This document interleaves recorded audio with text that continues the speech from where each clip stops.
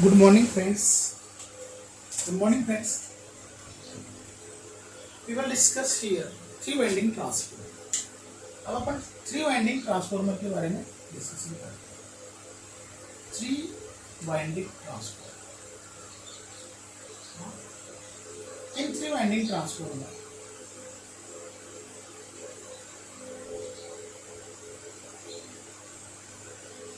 Primary winding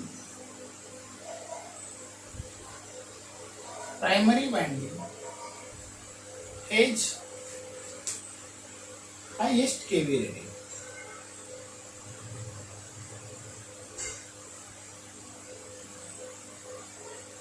ये input winding जहां से आप समझते हो primary winding as highest kV rated in three phase transformer. Secondary winding has moderate या मीडियम या moderate kV rating.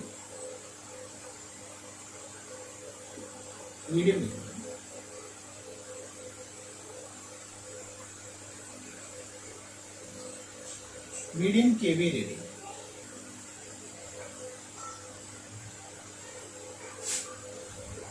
In three phase transformer tertiary winding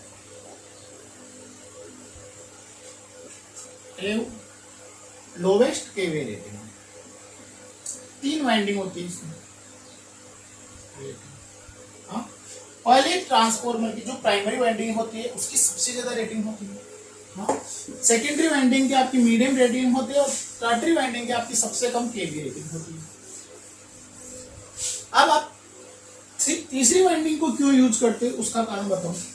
अगर आपने स्टार स्टार ट्रांसफॉर्मर यूज कर रखा है, अगर मैंने स्टार स्टार ट्रांसफॉर्मर बना रखा है, स्टार स्टार ट्रांसफॉर्मर अगर अपन ने बना रखा है तो यहाँ पे आपके थर्ड हार्मोनिक और हार्मोनिक कंपोनेंट होते हैं, वो उसको सप्रेस नहीं देते.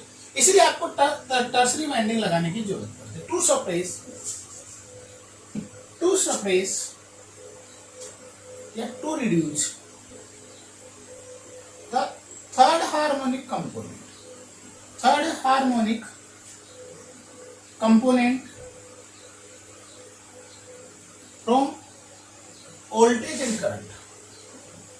voltage and current of secondary and primary winding. Tertiary winding is used. Tertiary winding is used करते हैं. आपको थर्ड हार्मोनिक कंपोनेंट को वोल्टेज करंट के थर्ड हार्मोनिक कंपोनेंट को अगर आपको रिड्यूस करना है, कंप्रेस करना है, तो आपको टर्सरी वाइंडिंग को सप्रेस करना पड़ेगा. हाँ, अगर आपका ट्रांसफॉर्मर कौन सा है, स्टार स्टार कनेक्शन है, अगर आपका स्टार डेल्टा है, डेल्टा डेल्टा ट्रांसफॉर्मर है, तो आपको ये वाइंडिंग लगाने की कोई जरूरत नहीं है. इसके बाद में इसका मेन कंपोनेंट या मेन रीजन यही है. हाँ, इसके बाद में इसके एडवांटेज भी है. हाँ, कुछ एडवांटेज भी है इसके. जैसे अभी अपने को कोई अपने three winding transformer sub station पे लगा रखा है. हाँ, तो फोर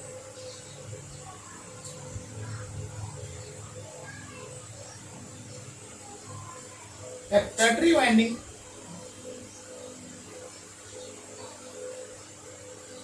इस सप्लाई देती है फॉर जो लाइटिंग हो गई, बल्ब हो गया, लाइटिंग फैंस और pump sub station supply, sub station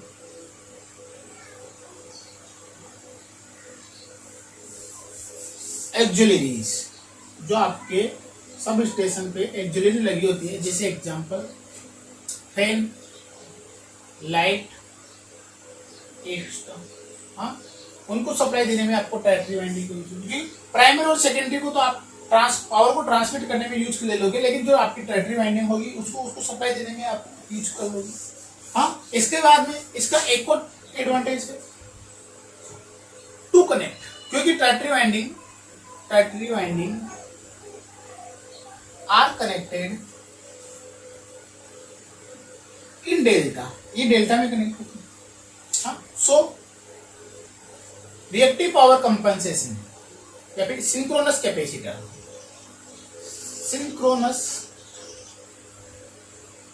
capacitor और reactive power injected device are supplied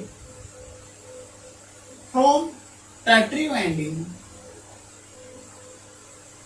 of transformer। हाँ? जो आपके पास किसी भी सब स्टेशन पे आपके पास जो सिंक्रोनस कैपेसिटर है या रिएक्टिव पावर इंजेक्शन की कोई डिवाइस है, उनको सप्लाई देने के लिए आप टर्टियरी वाइंडिंग को यूज करते हो। हाँ, इनको क्यों यूज करते हो?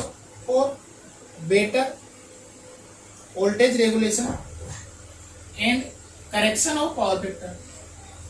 करेक्शन ऑफ पावर फैक्टर, इनको आप पावर फैक्टर को इंप्रूव करने के लिए और वोल्टेज रेगुलेशन को इंप्रूव या बेटर बनाने के लिए आपको यूज करते हो। हाँ, तो इनको सप्लाई देने के लिए आप टर्टियरी वाइंडिंग को यूज कर सकते हो। इसका एक और एडवांटेज लिखना,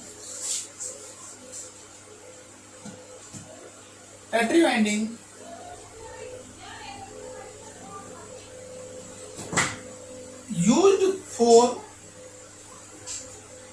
यूज किए जाते हैं for different, used for power supply at different voltage, different level of voltage.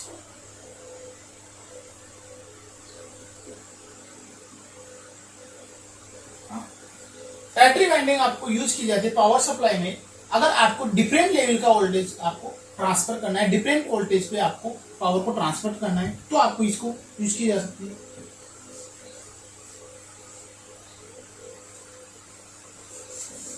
अब ये जो थर्ड हार्मोनिक करंट को रिड्यूस कर रही है, हाँ, थर्ड हार्मोनिक करंट को, जीरो सीक्वेंस करंट को रिड्यूस कर रही है, तो ये क्या करती है?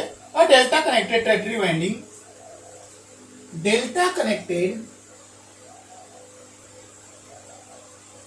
tertiary winding are reduce impedance को रिड्यूस करते हैं, which offer zero sequence current component. Zero sequence current, zero sequence current के कारण जो इंपीडेंस ऑफर होता है उसको रिड्यूस करती है। टू अलाउ सफिशिएंट, इसको कैसे? To allow sufficient earth fault current, earth fault current, allow करती है sufficient earth fault current for the proper operation of protected device, for proper operation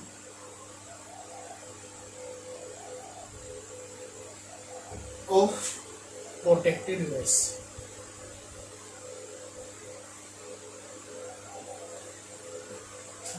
क्या? डेल्टा कनेक्ट, क्योंकि ये डेल्टा में कनेक्टेड होती है आपकी tertiary winding is connected in delta, तो ये रिड्यूस करती है इंपीडेंस को। कौन से इंपीडेंस को? जो कि आपके जीरो सीक्वेंस करंट के कारण आया है ना। और उसके अलावा क्या क्या क्या फ्लो करवाती है? अर्थ फॉल्ट करंट को फ्लो करती है। इसके लिए? फॉर प्रोटेक्टिव डिवाइस के लिए, हाँ, प्रोटेक्शन ऑफ द प्रोटेक्टिव, किसी का भी आपको प्रोटेक्शन करना हो उसके लिए आप अर्थ फॉल्ट करंट को फ्लो करो। ये इसके एडवांटेज थे।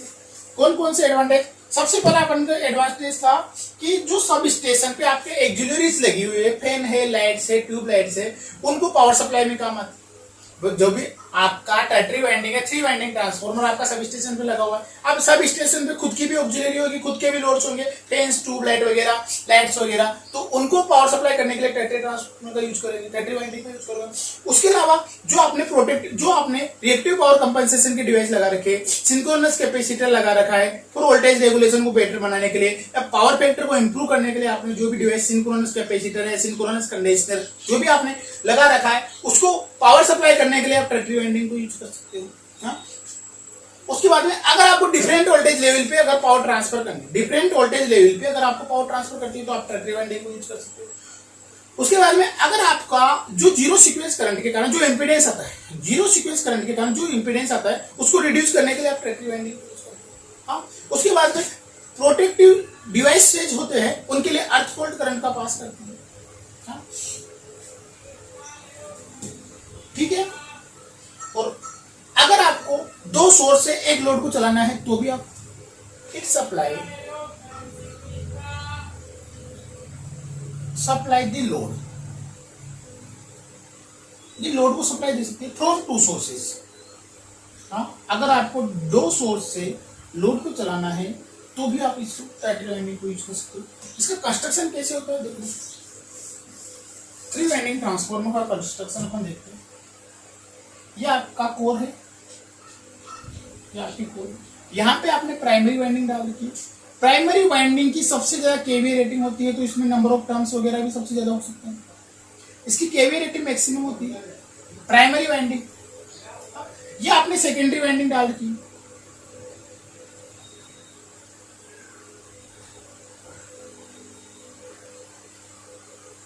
और ये आपकी टर्टरी वाइंडिंग।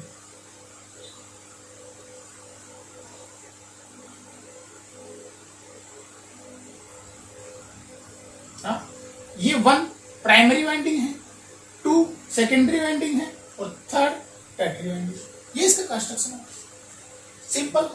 ये आपका 3 winding transformer. It is to be noted that unbalance third harmonic problem, third harmonic problem जो कि राइज होती है किसके कारण, स्टार कनेक्शन के कारण।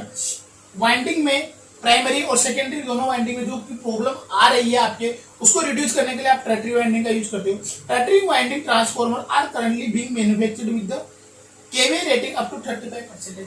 जो ये 30 वाइंडिंग है, इसकी केवीए रेटिंग प्राइमरी वाइंडिंग की कंपैरिजन में केवल 35% होती है। इसकी केवीए रेटिंग बहुत कम होती है, इसकी 35% इसकी केवीए रेटिंग लेता हूं। ये वाला अगर मैं इसमें इसके सोर्स यहां पे अगर वोल्टेज V1 ले लेते हैं अपन, यहां पे वोल्टेज V2 ले लेते हैं, यहां पे वोल्टेज V3 ले लेते हैं, ठीक है। इसकी नंबर ऑफ टर्न्स N1 ले लो, T1 ले लो, इसके नंबर ऑफ टर्न्स T1, इसके T2, इसके T3 बाय ट्रांसफॉर्मेशन एक्शन।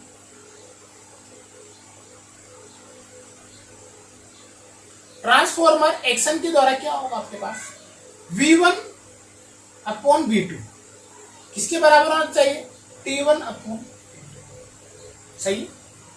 ऐसे कैसे अपन V1 अपॉन V3 किसके बराबर होगा, T1 डिवाइडेड बाई 2। ट्रांसफॉर्मर का एक्शन लिखा है मैंने, कुछ भी नहीं लिखा। अगर आप एमएमएफ इक्वेशन लिखना चाहो तो I1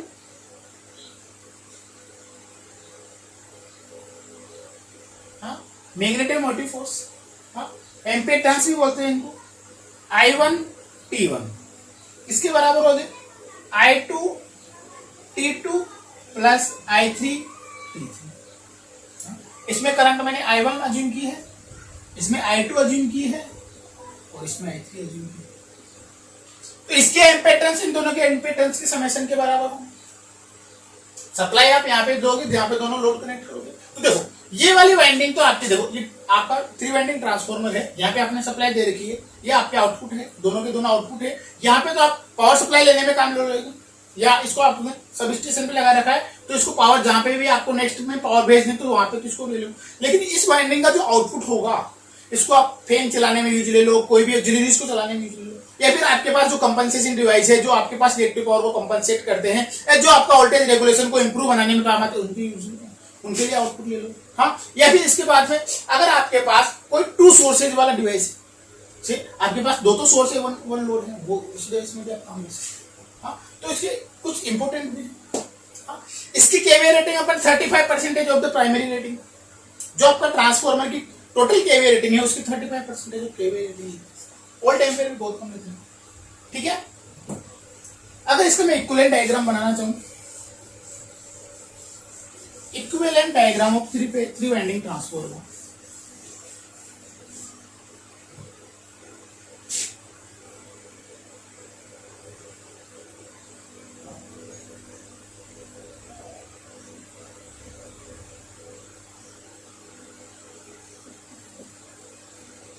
अगर मैं इसका इक्विवेलेंट डायग्राम बनाना चाहूं तो ये आपका वोल्टेज है जहां से आप इनपुट ले रहे हो। इनपुट आप प्राइमरी वाइंडिंग पे लोगे तो प्राइमरी वाइंडिंग का रेजिस्टेंस, प्राइमरी वाइंडिंग का रिएक्टेंस, ये R1 और X1 प्राइमरी वाइंडिंग के रेजिस्टेंस कहते हैं। नो लोड कंपोनेंट भी होंगे आपके पास, ये RC और XC, इसमें आपके पास नो लोड करंट आएगी। ये आपने प्राइमरी वाइंडिंग बना दी। अगर मैं सेकेंडरी वाइंडिंग के और टर्टरी वाइंडिंग के पैरामीटर को भी प्राइमरी में रेफर कर दूं तो आपका एक तो सेकेंडरी भी एक वाइंडिंग है आपके पास वाइंडिंग नंबर 2, एक वाइंडिंग है आपके पास वाइंडिंग नंबर 3। तो वाइंडिंग 2 में भी आपके पास कुछ रिएक्टेंस होगा और कुछ रेजिस्टेंस होगा। सिमिलर वाइंडिंग 3 में भी आपके पास कुछ रेजिस्टेंस होगा और कुछ रिएक्टेंस। हाँ, आप जो ये अगर R3 X3 X2 R2 इसके अक्रॉस वोल्टेज आपने V3 लिया था, इसके अक्रॉस वोल्टेज आपने V2 लिया था। ये इसका इक्विवेलेंट डायग्राम है।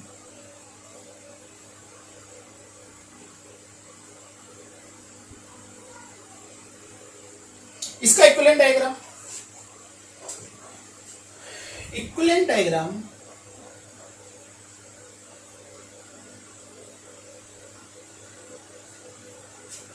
of 3 winding transformer referred parameter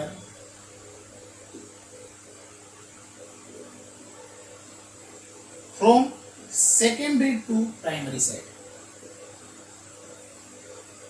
यहां पे जो X2 और R2 है सेकेंडरी के सारे पैरामीटर को आपने प्राइमरी में रेफर कर दिया, सेकेंडरी के सारे पैरामीटर को आपने प्राइमरी में रेफर। ठीक है, यहाँ पे आपकी करंट होगी I2 डेस और यहाँ पे भी आपकी करंट होगी I3 डेस। ठीक है, ये आपने इक्विवेलेंट डायग्राम बना दिया 3 फेज 3 वाइंडिंग ट्रांसफार्मर का। अगर इसको पर यूनिट में लेना चाहो तो ये भी पर यूनिट में ले लो, ये पर यूनिट में ले लो, ये पर यूनिट में ले लो एंड ये पर यूनिट में ले लो। पर यूनिट डायग्राम भी आप इजीली बना सकते हो। हाँ, इसमें कोई ऐसा है नहीं। ठीक है, अगर इसके पैरामीटर को मेरे को फाइंड आउट करना है, मैं इसको Z1 Z2 Z3 से डिनोट करूंगा। अगर मेरे को इसको पैरामीटर को फाइंड आउट करना है to find out the parameter of 3 winding transformer, parameters of 3 winding transformer.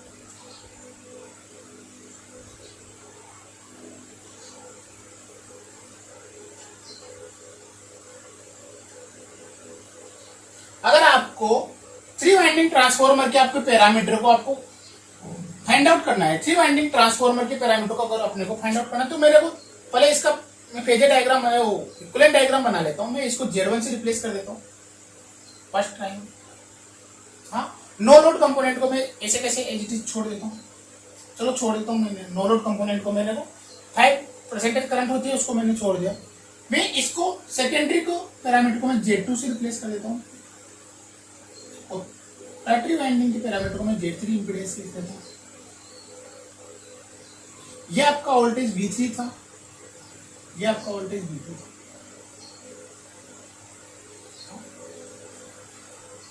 इसको फाइंड आउट करने के लिए आपको 3 केस लगाने पड़ेंगे, 3 केस स्टडी करने पड़ेंगे। पहला, यहां पे कोई वोल्टेज अप्लाई कर दो, इस टर्मिनल को 1 दे दो, इस टर्मिनल को 2 दे दो, इस टर्मिनल को 3 नाम दे दो। अप्लाई वोल्टेज 8 1 पे अप्लाई करो। हाँ, 2 को शॉर्ट कर दो, 3 को ओपन कर दो, 2 को शॉर्ट किया, 3 को ओपन किया और 1 को ऑन पे मैंने अप्लाई वोल्टेज किया। तो देखो मेरे पास क्या आ जाएगा, एक तो Z1, एक आपके पास Z2। इस वाली ब्रांच में कोई करंट फ्लो नहीं होगी तो यहाँ पे कोई करंट नहीं आने वाली और ये आपके पास V1। तो V1 डिवाइडेड बाय I1 आपके पास आ जाएगा यहाँ पे Z1 प्लस Z2। ठीक है, अब मैंने क्या किया पहले केस में, फर्स्ट, हाँ, फिर मैंने क्या किया, इसको ओपन कर दिया, इसको शॉर्ट कर दिया। हाँ, फिर मैंने अप्लाई किया सेकंड वाले केस, अप्लाई वोल्टेज। हाँ, 1 पे तो अप्लाई किया लेकिन मैंने 2 को तो कर दिया ओपन और 3 को कर दिया मैंने शॉर्ट। हाँ, तो फिर भी आपके पास V1 अपॉन I1 की वैल्यू आ जाएगी आपके पास Z1 प्लस Z3। हाँ, दोनों केस अप्लाई कर दिए। थर्ड केस में क्या किया अपन ने,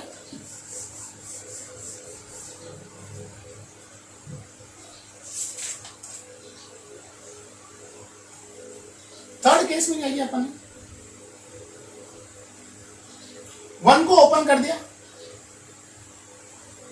वन टर्मिनल को तो ओपन सर्किट कर दिया, सेकंड पे आपने V अप्लाई कर दिया और 3 को आपने शॉर्ट कर दिया। हाँ, तो क्या आ जाएगा आपके पास Z2 plus Z3 equal to V1 upon R। तीनों में आपके पास तीनों इम्पीडेंस को इक्वल कर दोगे और Z1 Z2 Z3 की वैल्यू आप निकाल दोगे। इस इक्वेशन को Z12 मान लो, इसको Z23 मान लो, Z12 मान लो, इसको मैंने मान लिया, इसको मैंने इक्विवेलेंट मान लिया Z13, इसको मैंने मान लिया Z12, इसको मैंने मान लिया Z23। मैं तीनों इक्वेशंस को सोल्व करूंगा तो Z1 Z2 Z3 की वैल्यू Z12 Z23 Z13 के फॉर्म में आ जाएगी। तीनों इक्वेशंस को चेंज करूंगा क्योंकि मेरे पास देखो क्या क्या है अपने पास। एक इक्वेशन आई Z12 equal to Z1 plus Z2, एक इक्वेशन आई Z23 equal to Z2 plus Z3, Z13 equal to Z1 plus Z3। हाँ, तीन इक्वेशंस आ गए आपके पास। अगर मैं तीनों से Z1 Z2 Z3 की वैल्यू निकालूंगा तो सिंपली इनको कैलकुलेट करके Z1 की वैल्यू अपने पास आ जाएगी 1/2 Z12 plus Z13 plus Z23, similar minus Z2, Z2 की वैल्यू आ जाएगी अपने पास 1/2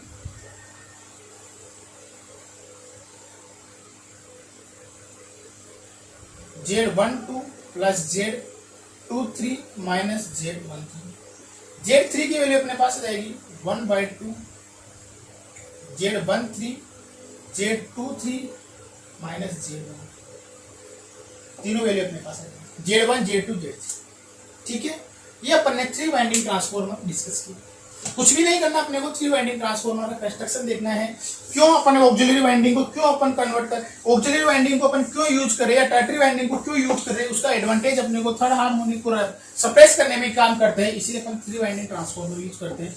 उसके अदर एडवांटेज भी अपन ने चेक कर लिए कि भाई कहाँ पे पावर सप्लाई करने में यूज आती है। रिएक्टिव पावर कंपनसेशन के डिवाइस में भी आप पावर सप्लाई कर सकते हो।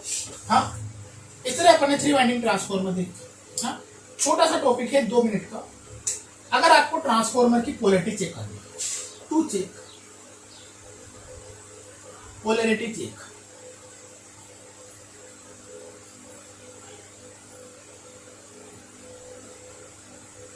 ऑफ ट्रांसफार्मर, किसी भी ट्रांसफार्मर की पोलैरिटी अगर आपको चेक करनी है तो क्या करना है, इसके लिए अपन को टू परफॉर्म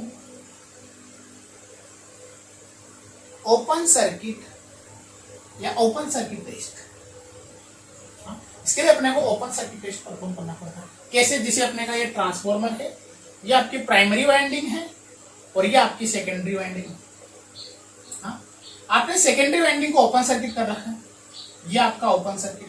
यहां पे आपने वोल्टेज अप्लाई किया, रेटेड वोल्टेज अप्लाई किया। हाँ, यहाँ पे आपने इन दोनों टर्मिनल को क्या कर रखा है, शॉर्ट कर रखा है। इन दोनों के बीच में आपने क्या मेजर कर रखा है,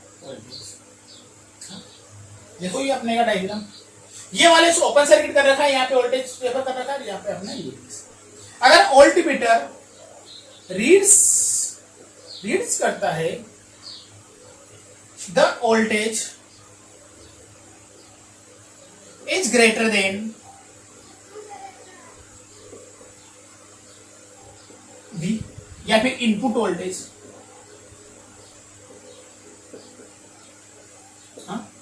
अगर आपका वोल्टमीटर रीडिंग नोट करता है, इससे ज्यादा लेट नोट करेगा, तो जब ज्यादा क्यों ऐड करेगा, क्योंकि जब इसकी कौन सी पोलैरिटी होगी, एडिटिव पोलैरिटी। सेकंड आप खुद समझ गए होंगे। अगर आपका वोल्टमीटर रीड्स करता है the voltage is less than V, input voltage से अगर आपका ये कम वोल्टेज को लेस करता है, रीड करता है, देन पोलैरिटी विल बी कौन सी होगी, सबमिस्टिव।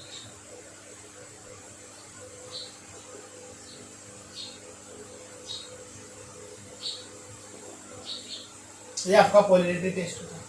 पोलैरिटी टेस्ट परफॉर्म करने के लिए आपको ओपन सर्किट टेस्ट परफॉर्म करना पड़ता है। किसी भी ट्रांसफॉर्मर का ओपन सर्किट टेस्ट परफॉर्म करना पड़ता है। यहाँ पे आपने वोल्टेज लगाया, इन दोनों को आपने शॉर्ट टर्मिनल कर दिया, इसको आपने ओपन सर्किट रखा, यहाँ पे वोल्टेज आपने वोल्टेज अप्लाई किया, वोल्टमीटर की रीडिंग चेक की, है ना, वोल्टमीटर की रीडिंग चेक की। अगर वोल्टमीटर की रीडिंग इस वाले वोल्टेज से ज्यादा आ रही है, वोल्टमीटर की रीडिंग इस वाले वोल्टेज से ज्यादा आ रही है, तो आपके पोलैरिटी एडिटिव होगी, मतलब दोनों को वोल्टेज ऐड हो रहे हैं। अगर इस वाले वोल्टेज वोल्टमीटर की रीडिंग इससे कम आ रही है, तो आपके पोलैरिटी, ठीक है, ओके, थैंक यू।